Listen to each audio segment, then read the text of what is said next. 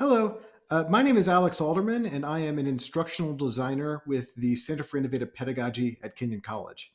Today, I'm going to be talking to you about audience response systems, which are basically any kind of technology that can collect responses from an audience, display those back to an audience, store them later for assessment purposes. And particularly, I'm going to be talking about how these can be used in classes in order to make lessons more engaging and rewarding for students. The first audience response system I want to talk to you about today is Poll Everywhere, which is basically an iteration on what used to be the common form of audience response system everywhere, which was the clicker system. So there still are some clicker systems out there, but what Poll Everywhere does, it is a web-based system that can be used with mobile devices or laptops rather than clickers. And like clickers, it's commonly used in multiple choice questions or simple, yes, no polls. There are other kinds of features available, such as being able to display aggregated answers as graphs or word clouds. Since there are this word cloud option, you can also include text input in them. And then, like everything else I'm going to be showing you today, there's a free version of this, and there's also going to be paid versions that allow for more possibilities. For a Google account. And when you get to the home screen, you'll see something like this. And if you want to create some kind of poll, you go to plus activity. This will give you the different options for the kinds of polls that are available, which are multiple choice, word cloud, Q&A, etc. And you can add questions down here. Once you've got all that going, your activity will appear in your activities list. And if you want to share that with an audience, you can click on that. A URL will appear with this activity. So you share that. So here it's poll ev and then the rest of the URL. Share that with everyone in the audience. And when you're ready to start collecting responses, hit the activate button, which will make responses go live. As people respond, you can carry that on for a while. You can also deactivate it when you're done getting responses, and then you can present the results by hitting the present button to the audience. This can also be integrated into a PowerPoint presentation with a plugin so that you can, first you have to create the poll, but then you can have the poll's results go populate into that PowerPoint presentation. So that can be a good way of integrating that. One of the ways that I've seen Poll Everywhere used in the classroom is early on in class and getting general responses about students' prior knowledge of some kind of subject matter. And so you can have a word cloud which appears, and students can see how many, to what extent such and such a word appears as a major term in an association with something that they're about to learn about. The value of doing something like this in the classroom is that hopefully it taps into the social dimension of learning and helps to build a sense of belonging in the classroom. So by seeing what students are thinking, and expressing an interest in them, they hopefully feel seen and also see other people in the classroom and recognize that they're in an environment of learning. And ideally, this will help to create a sense of social connection between different students, as well as between the students and the professor, and even between the students and the material that they're going through, that they see the material that they're learning as part of their social environment. Well, that's the hope anyway. The second audience response system I want to talk about today is a kind of variation on that polling, but without the use of the mobile devices by the students. So mobile devices have been a concern since they first came out in terms of students misusing them in the classroom or them becoming a distraction for students from whatever is going on. And I think partly as a response to this, someone developed an audience response system that doesn't make use of them, which is Plickers, which stands for paper clickers. So like clickers, but made out of paper. And the idea here is There are unique images on each of these pages. So a set that I bought off the internet cost, I think $20, and there's 40 different ones. So a classroom of 40 students. You don't have to pay for them on the internet. You can. They have a PDF you can download, and you just print them out yourself. But the idea is each of these has 4 different possible variations on how it displays to a camera.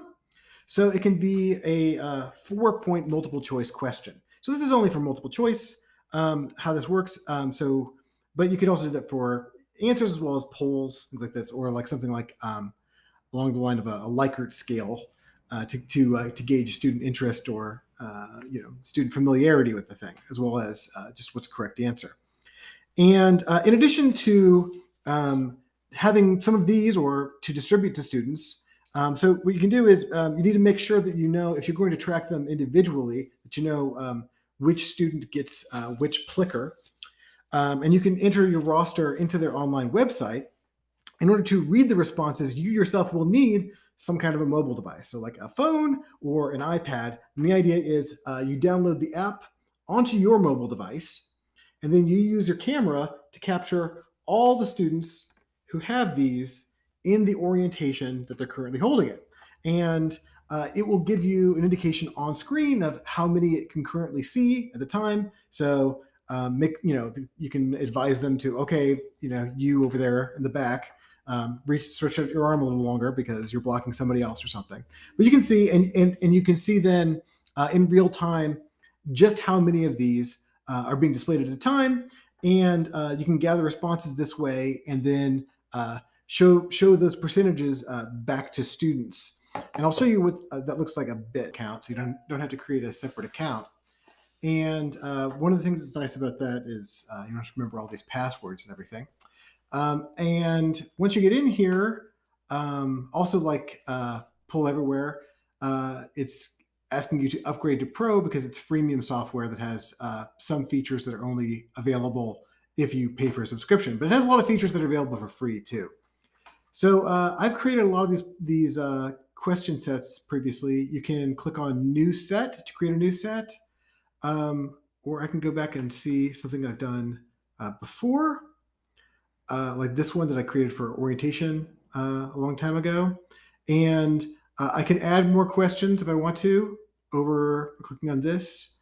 Or after I've actually given the poll, I can look at the results and see how many people. And if I'm sharing my screen with my classroom, I can show these to the students of the class and show them how many of these different responses different people in the room made. So that's how Plickers work. Again, they're very useful if you don't want students to have electronic devices in their hands in the classroom. The biggest limitation that they have is that they're limited to multiple choice questions. And but that itself can be still a tool that's used in a form of social learning.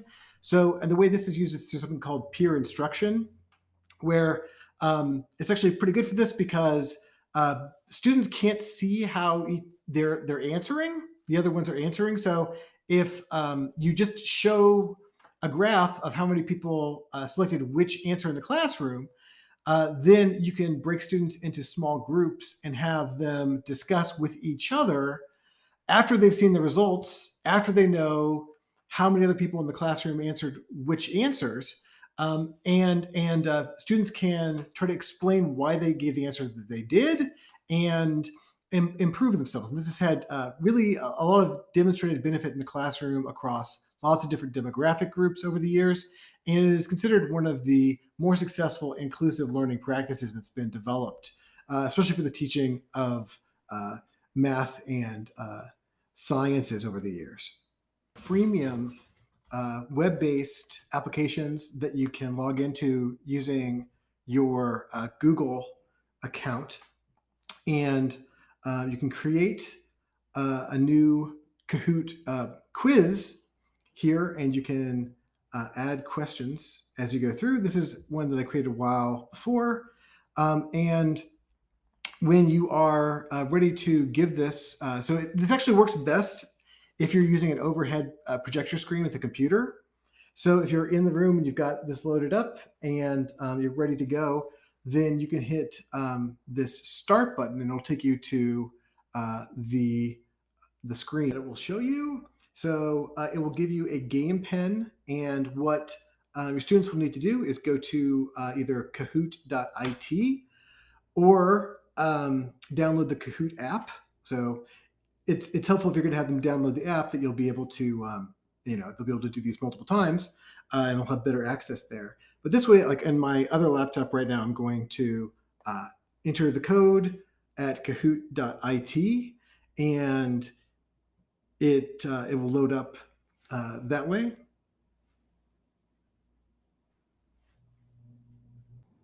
On my other laptop, it's giving me a little, I don't know, pizza-faced icon here.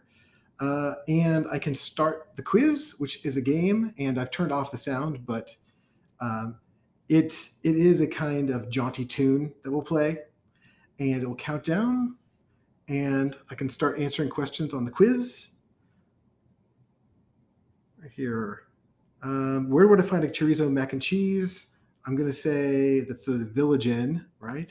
Something like that. Yeah, don't let other people know the answer to these questions. They're very vitally important.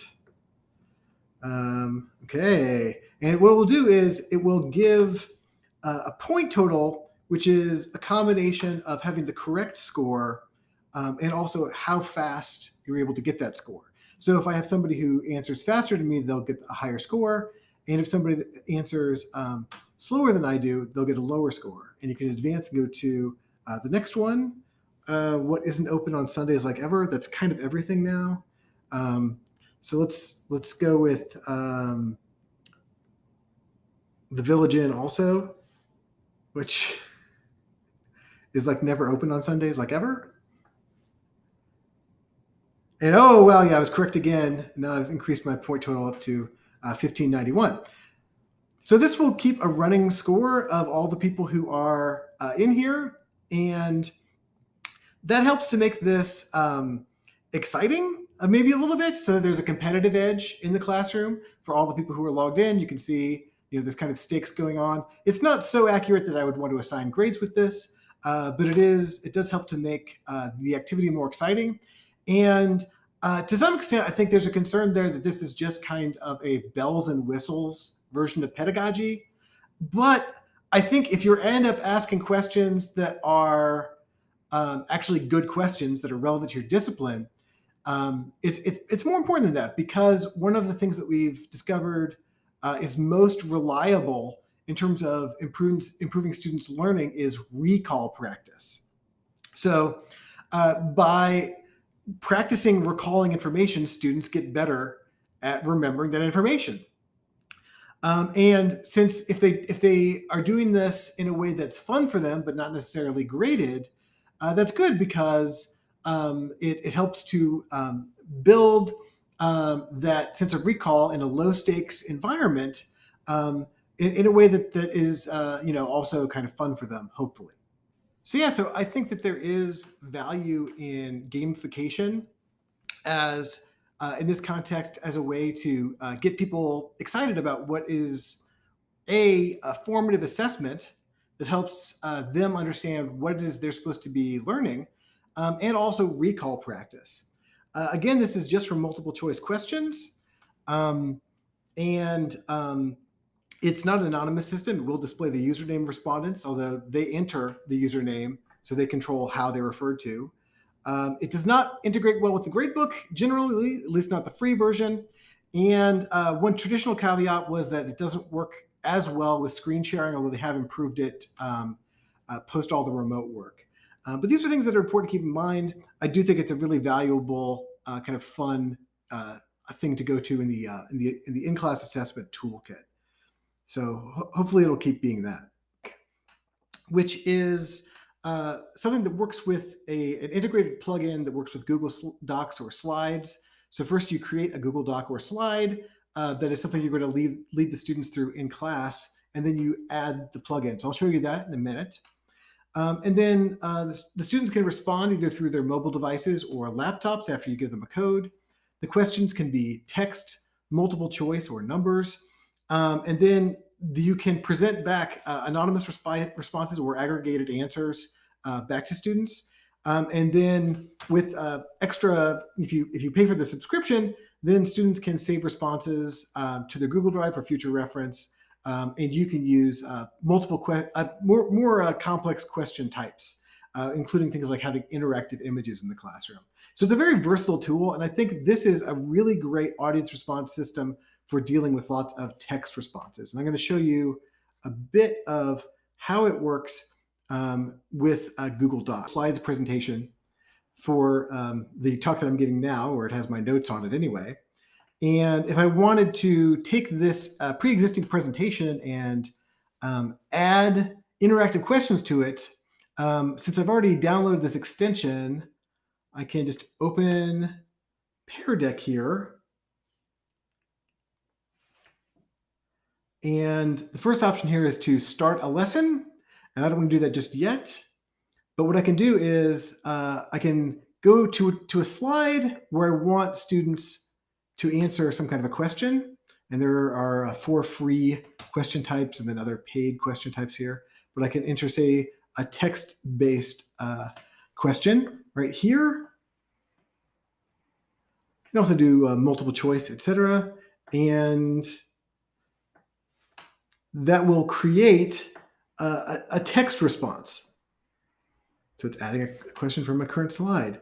So now the slide that I have, which is this one, has you've got this little pair prompt guy right there. But in order to actually ask, if I want to have the question on the slide too, I have to write it in. So have you used these in your classes? Write something like that in the slide, and then it'll appear on a space where people to reply will appear when I actually go through the lesson. And I do that by hitting this. If I want to start the lesson, I've entered whatever questions I want for this thing. I can hit the Start Lesson button. And what I want to do is go to the Instructor Paste Activity, and then that will launch the presentation.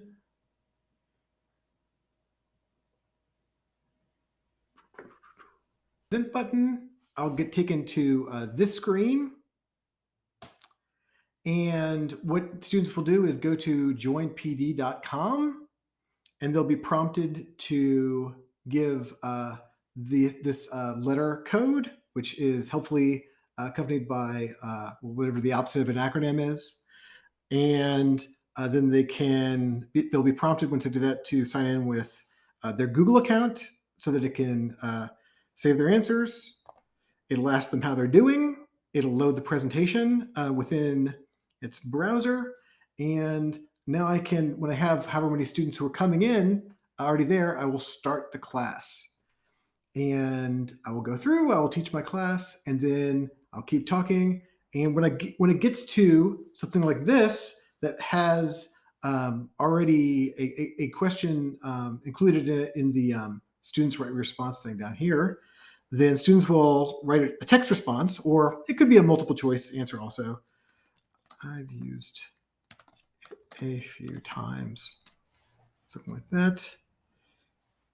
I'm not going to add another response, and then I will keep on going. If I do that, and I can go through as I have other questions. And then when I am through with these questions, what I can do is I can click this Show Responses button, and all of the responses that have been given in the class will appear here anonymized. And I can share this if I'm connected to an overhead projector. I can share this back with the screen. I can find and highlight the responses that are best. If I have tons and tons of these, there's a grid layout that'll show a bunch of them at the same time. Or I can just ignore that entirely and just hide it like that. So if I want to review these later, some of the paid features will allow you to create tickets from these sessions that'll be stored in like an individual folder for each student who's enrolled in the class. You can go back to peardeck.com and log in to look at archived responses over time. Again, some features are free, some features are paid. But what I really found most useful for myself is the ability to look at all these different text responses at the same time. I find that, as with my background as a humanist, I find that extremely helpful. There are other features here that some professors find useful. So a paid feature is shows the ability to have people attach a little pointer to some kind of an image that you put up, which could be a diagram, it could be a graph, it could be a text.